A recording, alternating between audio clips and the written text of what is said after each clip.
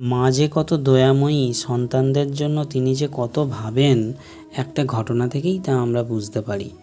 মায়ের এক সেবক সন্ন্যাসী একদিন দেখেন মাঝরাতে মায়ের ঘরে আলো জ্বলছে।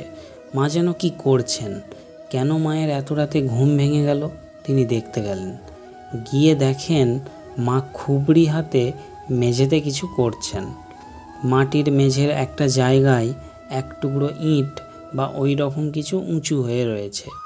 দিনের বেলায় ভক্তরা আসবে, বাড়ির লোকেরাও চলাফেরা করবে, তারা হোঁচট খেতে পারে, তাই মাঝরাতে সকলের অগোচরে সেটি সমান করে দিচ্ছে। পাছে তার সন্তানদের ঘুম ভেঙে যায়, তারা আবার মাকে সাহায্য করতে আসেন। সেই জন্যই মা সবার আড়ালে অগোচরে মাঝরাতে কাজটি সেরে ফেলছেন। এই হচ্ছেন আমাদের মা, দয়াময়ী মা, করুণাময়ী মা, সারদা দেবী।